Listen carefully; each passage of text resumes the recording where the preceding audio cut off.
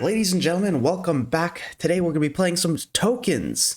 Selesnya tokens of archetype as old as the game itself. Really fun here. We're running 4 Emperors because it doubles as removal and token generation. 4 Gala Greeters, 4 wedding announcements. This card, I talk about it all the time, gets so good in multiples. And then we have a bunch of one-of fun-ofs in the deck, which is a mechanic I quite like, you know. 1 Platoon Dispenser, because this card is awesome even though it doesn't see any play. 1 Rabble Rousing, because it's a token strategy. 1 Elspeth, and 1 Ajani. And then the only 2 non-permanent cards in the entire deck are 2 Soul Partitions, just to give the Wandering Emperor a little support. Sometimes you do need something to remove quite early, like a Phoenix Chick with a counter on it or something, you know. But that's enough. We're going to talk about the deck in depth at the end. For now, we're just going to jump into some games and see how it does. What do we think? Opponent goes first. We have 3 lands. We have some interaction and some proactiveness. Pretty great. Okay, Mono Black Aggro is going to be the first victim of the day. I say victim kind of hopefully. Hopefully he doesn't victimize us. Alright, we take 2, plays out an Evolve Sleeper. Let's go. I think we gotta play the Catilda here. So we'll play the Pain land. Ding ourselves for 1. Ding! He evolves his Sleeper, and we're looking at 4 damage this turn, at least. Could evolve the Sleeper again to make it 5. Chooses not to. He's gonna play a land and then Phyrexian Fleshgorger. Alright, fine. Go for Throat. But only stuck on 2 lands, so we're gonna get this wedding announcement down ASAP. Since even the 1/1 trades well with this called Conscript. Opponent's still on 2 lands. He has another Sleeper, okay. We are definitely avoiding 2 damage here. And please land. Come on, game. Alright, we're gonna go with the Takashi's Welcome. We have to hit our land drops and start resolving some of our bigger stuff if we're gonna win. So leaving the mana up for Soul Partition to hit an Evolved Sleeper, that is not the play. We draw an extra card. It is not a land, but we are, however, 1 card closer to hitting our land. So, worth. We get 2 more draws to hit a land, 44% chance currently. Very likely to hit it. Here I'm going to do no blocks. This is about to be a 2/2 next turn. So chumping 2 damage for losing a 1/1 I don't think is worth currently. Another non-land. Okay, game. This is going to be the land right here.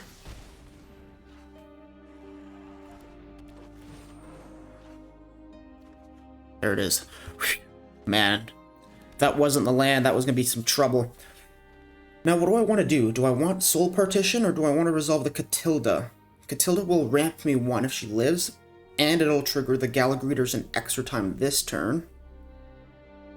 So I could go gain 2 life and make a treasure token this turn from the wedding announcement trigger. And then everything will grow by 1, and I don't mind chumping the Misery Shadow. I'll be on 8. Alright, let's do this. It's the higher upside play. Hopefully opponent doesn't have 2 removal spells in hand. So gain 2 life. And then no attacks. When this comes in, we'll make a treasure. So we're getting close to our high-end stuff.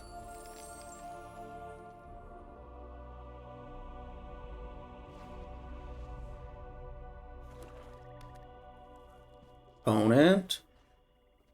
Don't kill me, dude. He attacks with everything, so we have to chump this guy, right? Because he could pump it. Or maybe we actually don't have to block this thing. Maybe I honestly just go like this. Let's think about this. He pumps this one 4. We're going to go to 2. But then we can gain some life next turn by just on our own turn Wandering Emperor, killing the Misery Shadow. So we're gonna do this. He gets to evolve 1 of them, but the other one does die, right? Oh, whoops. He has to evolve both of them, and both of them live. Okay, that's okay. I don't know why I was thinking that it was evolved one more and that he didn't. It was going to cost him 3 to evolve each one of them, but it's not the worst thing here. We're gonna Wandering Emperor right now.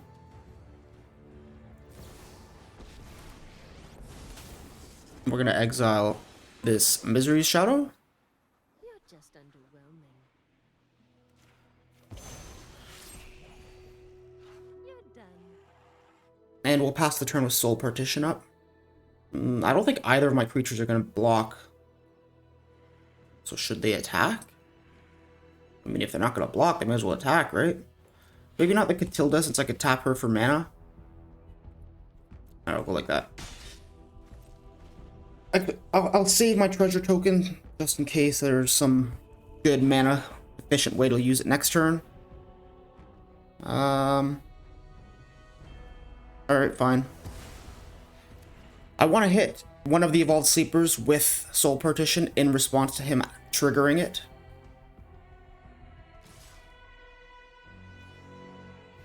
Alright, well there's no way to save that, so we're gonna just let it die and once again wait on the Soul Partition. Misery's Shadow.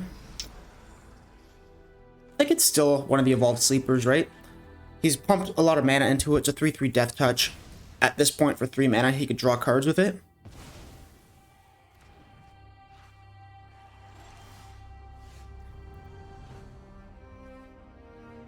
Okay, so Owl of the Dawn Sky. And then let us gain 2 life here.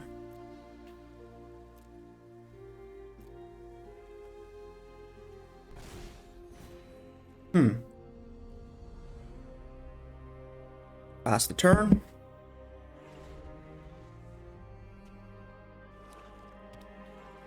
We're getting close to stable. Very, very close here. Owl of the Dawn Sky dying will not trigger his death trigger because of the Misery's Shadow, which is unfortunate.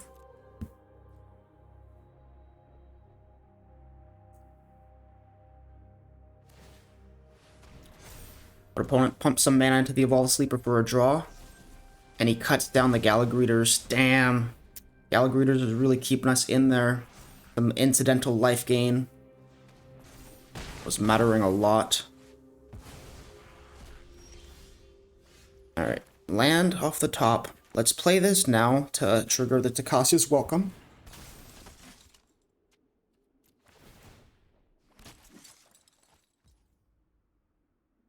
Well, we are not dead.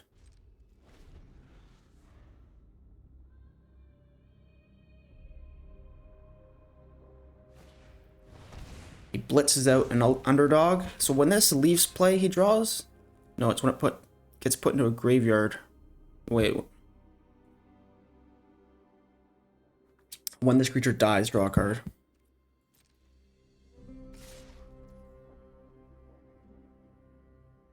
I think I could take 3, and then once he pumps 2 mana into Misery's Shadow.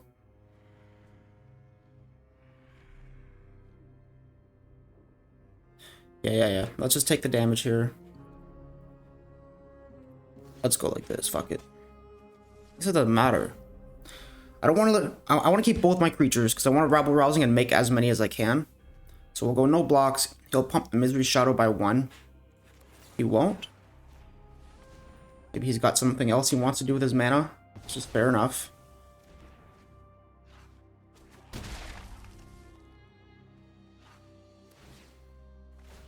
Can you return the column script at instant speed after that died? He can. That's pretty cool. Nice draw. I almost want to play that now and gain some life. I think rabble rousing is going to be better. Going to make us 2 blockers. If he has 1 single removal spell and then hastes the underdog, we still block the underdog and go to 1, so we're not even dead. So let's do this. I think I'm going to put the Loonhark Veteran under it. Life gain is just going to be too clutch if we make it that far. And we don't have a legendary, so this does cost 3. Unfortunate. But we got 2 blockers, and we're this close to feeling extremely confident with the board. So there's the Blitz. If he has a cut down and a removal spell, he wins. Okay, he has a cut down. Does he also have the Gopher Throat? There's no way. Oh my god, I was so stressed right there. What a load off my chest. We're gonna get him, boys. We're gonna get him now. We're this close. We're this close. Shout out to Soul Partition for keeping us alive, just barely. Oh yeah. Alright, so let's go with land. Elspeth.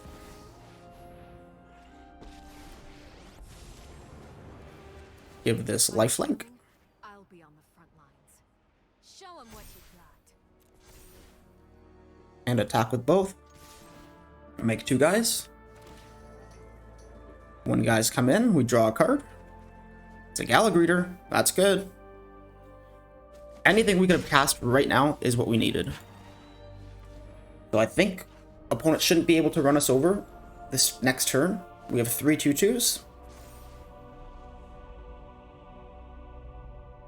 And we're up to 4. We gained 3 life there. And if he doesn't kill us right now... Ooh, that's some incidental damage. It's kind of scary. 3? Okay, we're on 3. But all he has is a blitzed out underdog to add to the board, and then he can't go with a sleeper if he does that. So we have everything we need to block.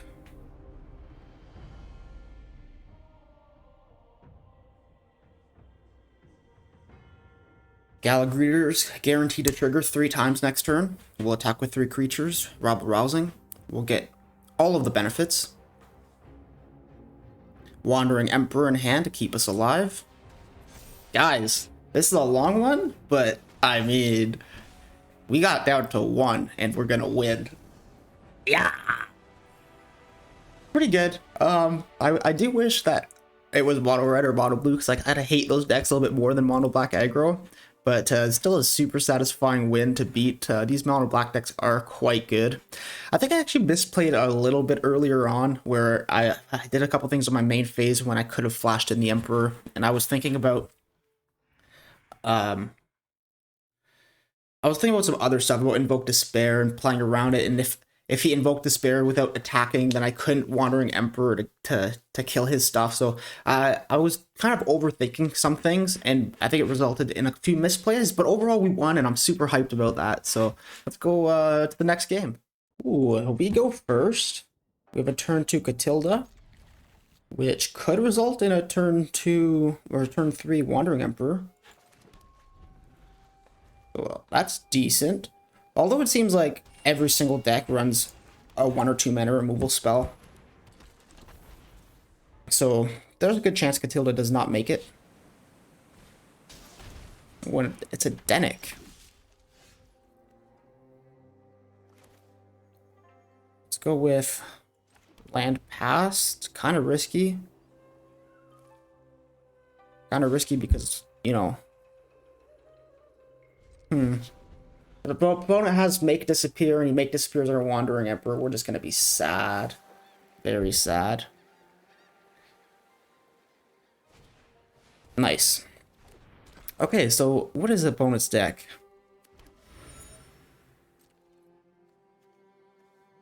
Bant...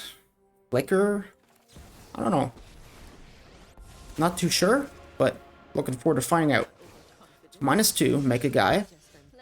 Then let's do Takashi's Welcome.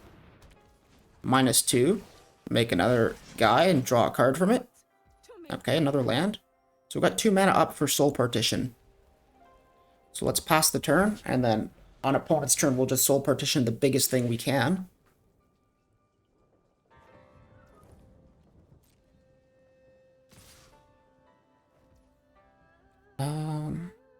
Alright, so let's Soul Partition this.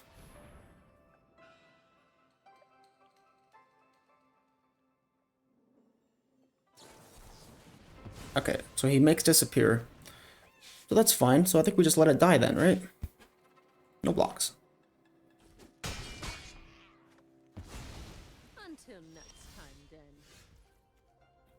Sigarda's a pretty good draw, but is it better to play the Elspeth first? I think I want to Elspeth and then minus her.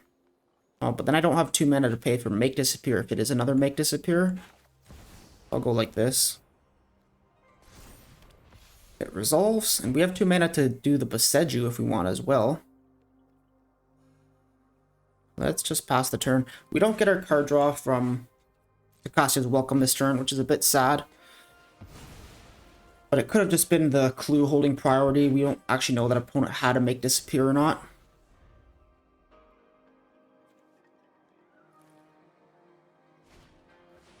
Opponent depopulates. Alright.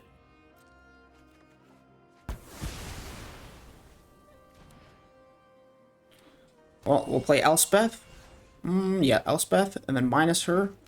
And try to hit a wedding announcement. Show me wedding announcement, the top 7 cards game. We don't see one. I guess it'll be the Gallagreeters. It'll come in and draw us a card. And there's the wedding announcement. It was 1 card deeper. That's okay. That's honestly not bad. I've had worse plays. Alright, that's kind of awkward. Let's go with... Is there any way to save this next turn other than playing the Dawnstar? Guess not, eh? Alright, well, we'll play it then. Let's, make a treasure?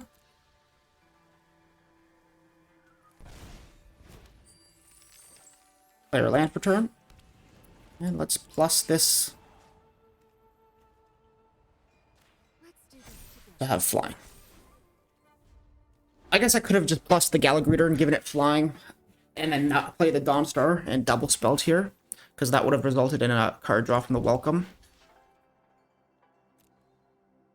Let's offer the trade. Alright. Well, let's see who gets a better hit off their death trigger. Total mana 4 or less. I think it's just going to be the Wandering Emperor, right? It's going to draw us a card from the Takasia's Welcome. So would Adeline. Adeline does go pretty well with Gallagreeters. But I think the Emperor's better here. So we're going to just use the Wandering Emperor's activation at instant speed. No need to rush it. If opponent's running Farewell and a bunch of, like, nasty control removal, we're in good shape having 2 Planeswalkers in play. Planeswalkers.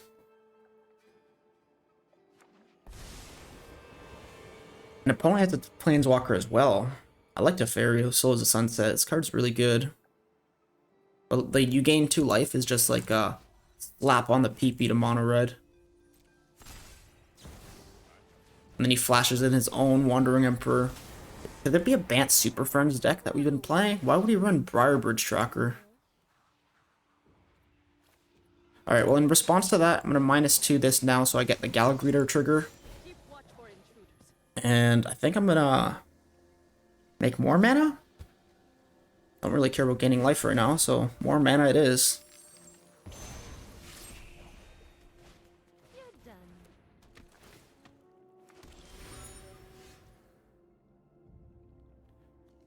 Alright, let's plus this guy and give him flying. This is your fight. Win it. He's a 4. Let's plus this guy and give him first strike. Let's go ahead and play this out to draw a card. Damn it, I really wanted another creature to target with this.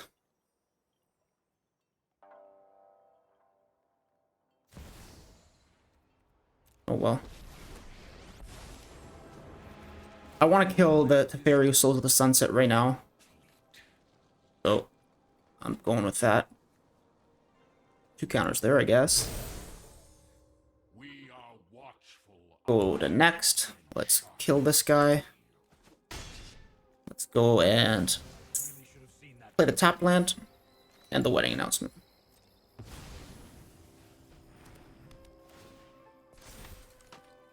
If opponent farewells now, he's going to get our board really good, but we're gonna have 3 planeswalkers to untap with. So maybe we still outvalue him. He depopulates. Kind of the same, isn't it? Except he's better for us because we keep our enchantments.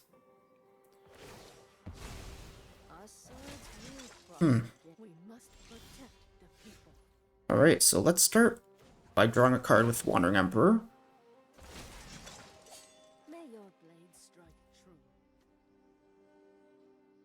I don't want to play out too much. Let's see what we get from plussing this. Gallagher to hand. Well, we'll play the one he knows about then. Yes, outvalued.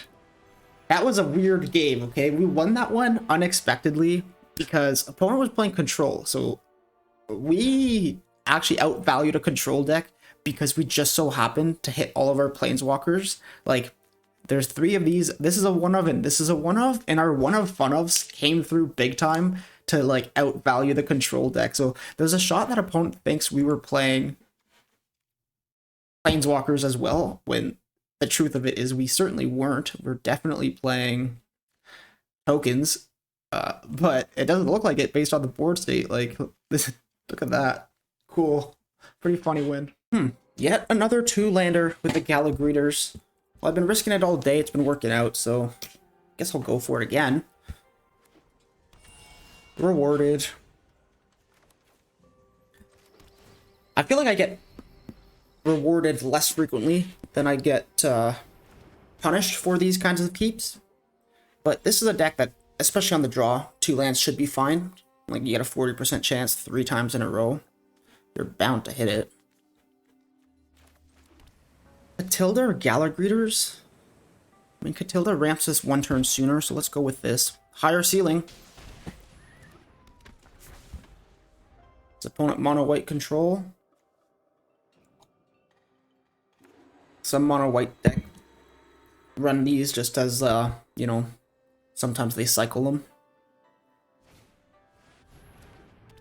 Looks like mono white, smells like mono white. No blocks. Do I trust that it could be mono white? Play this Gallagreeters and we'll leave up 2 mana to flash in the Resolute Reinforcements. I think that's better than resolving a Wandering Emperor right now. We might also want to Soul Partition something if there's something to Soul Partition. No blocks. Does he play a second Wedding Announcement? I think I'll Soul Partition that.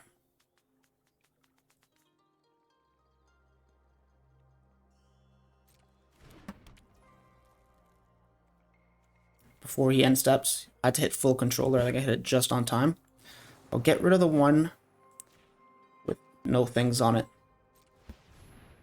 This one will flip sooner now, but he'll also make a 1/1 less from it, or get a trigger for less from it.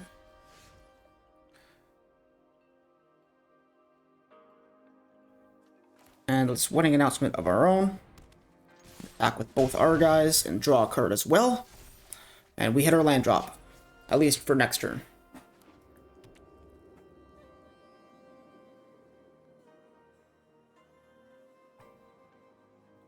What's our way to win this game?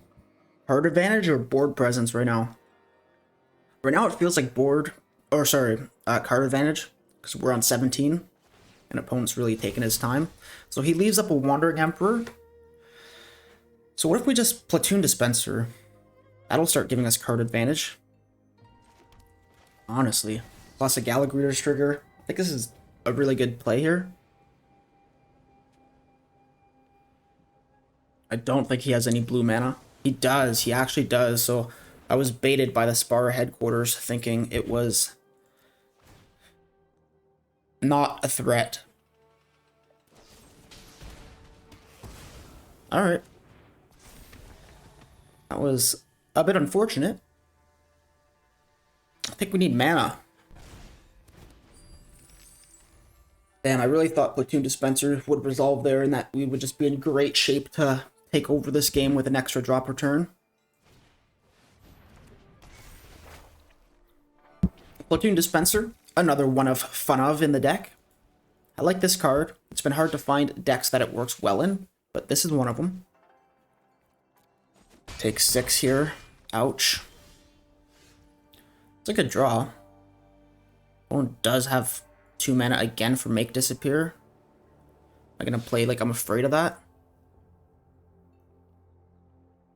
It would be brutal. Can we win the game without resolving an owl here? I think we can, right? We could just leave up mana for Wandering Emperor and Resolute Reinforcements. I want my card draw. Let's end the turn.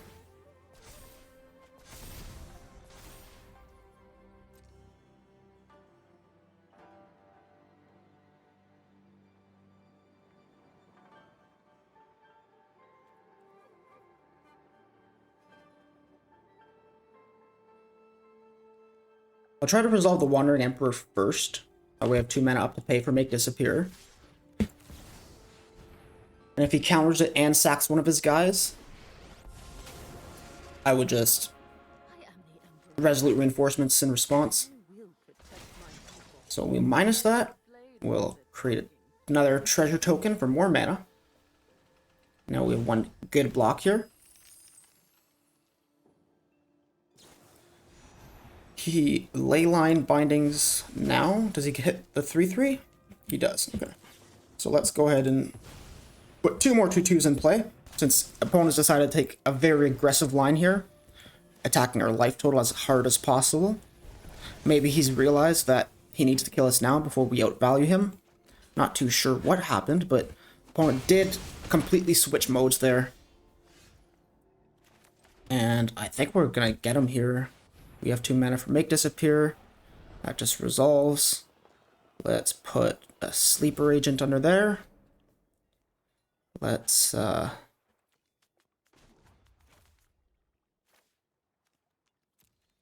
on here. We're gonna get 2 triggers off the Galagreater, so this is fine to -1 it. -1 we'll get our 3rd Galagreater's trigger. That way he gets to do it all. Gain 2 life. Put a counter on him. Smash in. Opponent's now on 9. And we got a huge shift in board state that last turn. While we'd previously been playing for card advantage, we said now it's time to flex our card advantage and just explode the board. Rabble Rousing. Gonna do the work of God here. Win us the game if he doesn't remove that.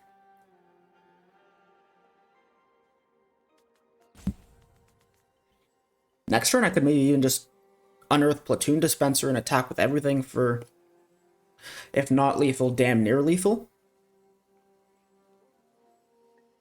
Depends what he's gonna do here. Ooh, Zur, Eternal Schemer. I haven't seen this one in a minute. Ooh, yes, right. Its base power and toughness are equal to its mana value. Ouch. Okay, so I don't think I'm gonna save that. Okay, so that's a 7/7 lifelinker, so opponent goes up to 15. Oh my god. Oh my god, wait. Oh, this has lifelink 2 now. Wow, okay. So let's...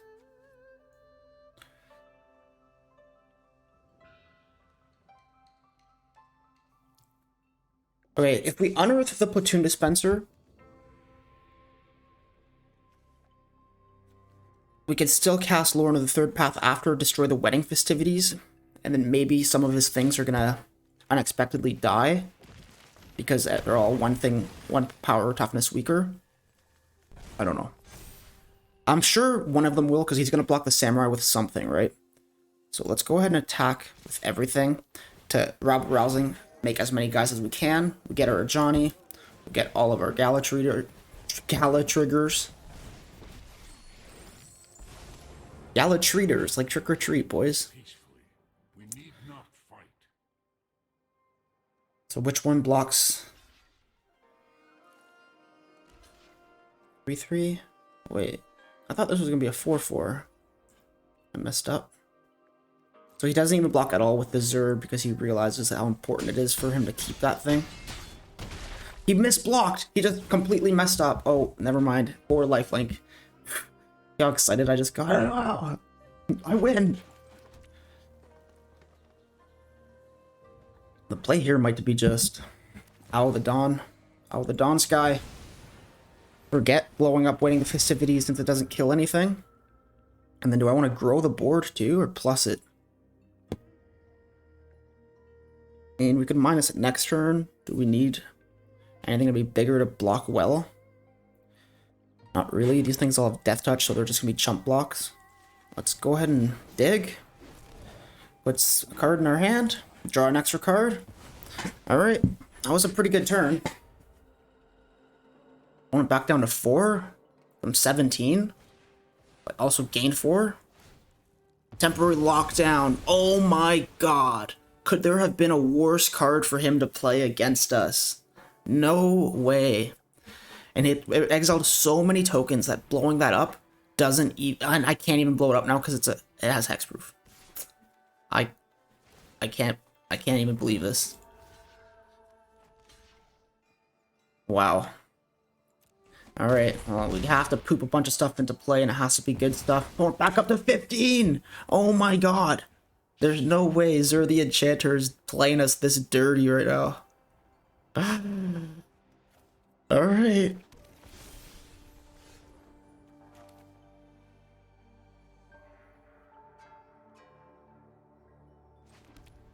We can't even blow it up. It has hexproof, bro. Let's kill this. Let's get this into play so we have Coven. Let's attack with this so we get our Coven trigger. Catilda. Alright. I mean, we reloaded pretty good here. We get in for 5, but opponent's going to gain at least 9 again next turn. Well, maybe not. Maybe he can't attack into this board. Does he have another temporary lockdown? Holy smokes, did that temporary lockdown ever blow us out? If we killed it, we would only get back Galagreeters, so it's not even worth killing.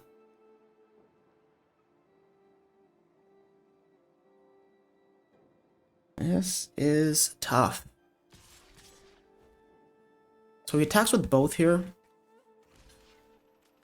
So they have death touch, so no good way to double block them. Let's do this. We'll get back Galagreeters, he'll get back Spirited Companion. Maybe. Wandering Emperor. Wait, +1's the Leyline Binding? Yeah.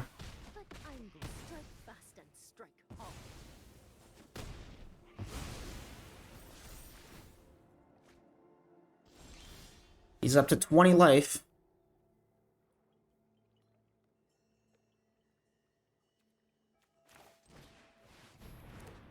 Let's do this. Put a counter on the Galagreeters. Go to combat. I don't think we need to activate the Catilda here. Let's attack that there, and let's attack this here. Galagreeters is going to die to the Spirited Companion blocking.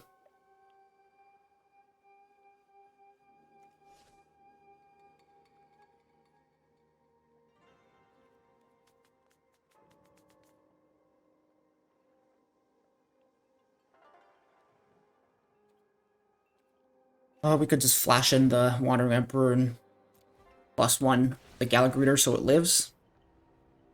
Damn, no cards to choose. Sad. Let's attack the player with the token. Token's a 3/3. Gain 2 life. Oh man, this is I can't believe this, dude.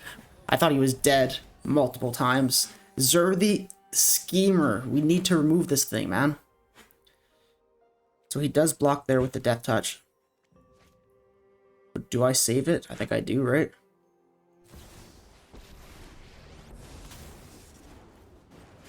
Now you've done it. Let's come along. Show them how we treat our enemies. I still have much to learn. Pretty cool that the humans that Adeline makes are 3/3s because of the Sigarda. I like the synergies in this deck. It's like humans, tokens, planeswalkers. It's got lots of things going on, but it doesn't suffer from the typical, oh, too many things going on in this deck. Now we have anti-synergies and lack of synergies. It's more like we have a lot of things going on and they meld well together.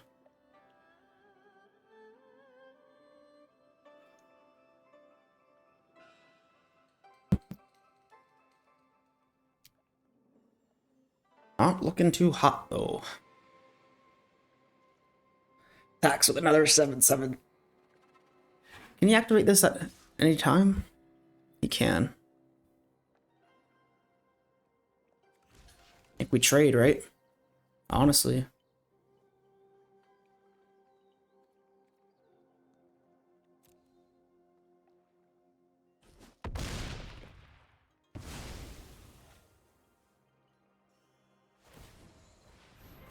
Doesn't say sorcery speed on this thing. It's not what we wanted to draw though.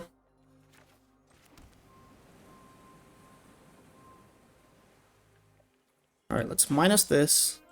Make a guy. Let's put a counter on the Galagreeters. Go to combat. Let's attack with everything except Catilda.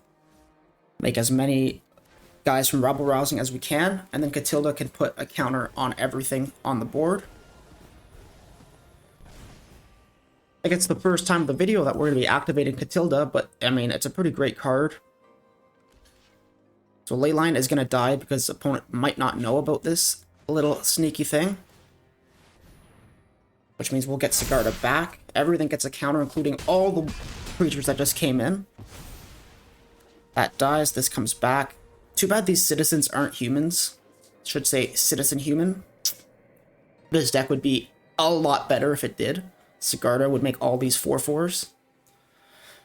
Does opponent have more gas? Be running out of it now, right? This is one really cool thing about our deck right now is we've been out of gas for a few turns, but despite just playing land for turn passing, we have card advantage in Rabble Rousing, not card advantage, board advantage, right? Like we just attacked with a bunch of creatures. It wasn't a best attack because he had a couple good creatures to block. But it doesn't matter because we made 4 extra dudes and then pumped our whole board with this. So we have mana sinks and we have things that give us board state advantage. Wedding Festivities, Rabble Rousing, board state advantage. This, a great mana sink. That's not gonna do it, buddy. Whenever an opponent casts a spell, that player loses 5 life unless they discard a card. Right.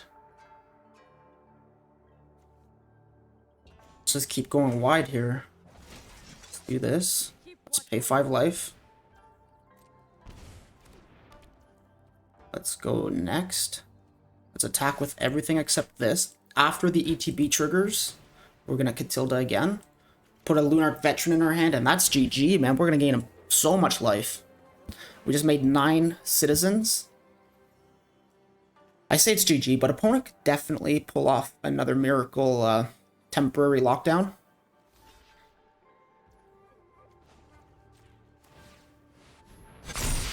Is that lethal? Yes. Yes. Dude, good game. Chogokin, honestly, shout out to this guy for playing a cool deck on the Mythic ladder. A really, really fun game. Zur Internal Scheme. I remember when this card came out, people were playing it, and I was like, man, this card is busted. And then it kind of just disappeared. But, like, it looks so good in the Leyline deck. Leyline binding with this. Like, oh, man.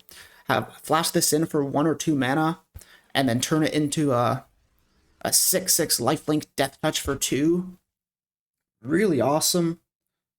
I'm kind of surprised we won. I was really low faith in us at one point there, but damn, this deck pulled it together. So really, really fun game. Let's do a little deck breakdown right now. No need to wait. No need to cut segments. We're good. Let's talk about this thing. Had some pretty great synergies going on. Decks, tokens. So, what are our favorite things? Galagreeters, a huge hero. Sigarda, let's start with Galagreeters, okay? I love going Galagreeters 2 into Adeline turn 3. It's so powerful, right? You have all of a sudden an ATB trigger from this, make a mana, then attack with Galagreeters, and then the other token comes in from Adeline and you put a counter on it or something. So get this while creating a really good body also gives Galagredo triggers guaranteed per turn, right? Because then even the next turn, if you want to leave 4 mana up for Wandering Emperor, well, Adeline is still going to make another treasure token to trigger your Galagreeters again. So these two cards synergize amazingly well together. Catilda, you guys saw it in the last game, in the final game. Pay 4 and green-white, so 6, put a counter on each thing you control. When you have the rabble-rousing out, oh my god, that was disgusting. The rabble-rousing really was the MVP of that last and final game, despite having been just a piece of one of the things that saved us. Like, even the wedding announcement having flipped into wedding festivities, we would have lost that game if it wasn't for that, right? Then let's talk about the one of fun ofs next. There are 3 cards in the deck. No, 4. 4 cards in the deck that are just one ofs. We're not going to count the Lauren of the Third Path because this is a utility card. It's not like really a win condition. A Johnny, Sleeper Agent. Definitely a win condition. We have so many creatures and planeswalkers that the +1 is quite reliable for card advantage, but then giving things vigilance and growing the board is really, really relevant too. He could do that the turn he comes in, and that plays around the Wandering Emperor, which when you know they have, or you have a creeping suspicion that they have the Wandering Emperor, playing a Johnny -3ing it is just, can absolutely be game winning. It's like Garda, another card advantage thing. Like, we have way more humans in the deck than there was at first glance, because like you look and you're like, oh, this is a druid, the tokens this makes aren't humans, they're just soldiers. You know, this is a dragon, this isn't a human, it doesn't make humans. But then all of a sudden it's like, oh well, actually these are humans, this makes humans, it doesn't make humans, but this is human. So it was the Lunarch Veteran. So a lot of really good synergies here. -3ing the Elspeth, this is another great thing. Like, turn 5 it comes out, you get to look at the top 7, which is so many to try to find. Usually Wedding Announcement, but sometimes if you need card advantage more, you'll pick up a Takastia's Welcome or an Adeline if you need board presence now, and a 1/1's not going to cut it. The Dawn Sky, really just a hero as well, and Platoon Dispenser. We never ended up having a game where we were out of gas and Platoon Dispenser was our mana sink that we just dumped a bunch of mana in, but we did unearth them with great success in that final game we played, so shout out to Platoon Dispenser as well. And yeah, I think it's really important to play a couple 1-drops. I wish I had room in here to play 4, because Lunarch Veteran is so good at keeping you alive, and it's just always better to do something on turn 1 than nothing. However, I don't have the room for it, because if you look at our mana curve, you know, despite all the 2-drops we're playing, we have 24 lands for these bigger, higher-end things, and you can't really cut them to make room for more Lunarch Veterans, because then the deck just doesn't go over the top in the end, right? You have to go wide early and then smash in over the top with some big explosive stuff. Many times when I pilot this deck, I choose put 2 +1/+1 counters on each permanent you control instead of the other one. Look at the top 7. So that mode didn't come up today, but it is extremely relevant in this deck. And I think that's going to really be it. I think we talked about most of it here. Soul Partition, not a card that anyone runs in token strategies, and I think part of the reason for that is they want the removal all to be on the Wandering Emperor. Basically, these are the only non-land permanents, or sorry, non-permanent cards in the entire deck. Everything else is a permanent, right? Every single thing. But the 2 Soul Partitions are important despite the fact that they're not permanents, because you guys saw we hit the Wedding Announcement in that last game against Zur when it really, really mattered. And it could hit anything. So non-land permanent, Soul Partition, preaching its song again. Guys, I hope you enjoyed this video. Thank you so much for being here. Leave me a like, comment, subscribe, all that good stuff. Bye-bye. Take it easy.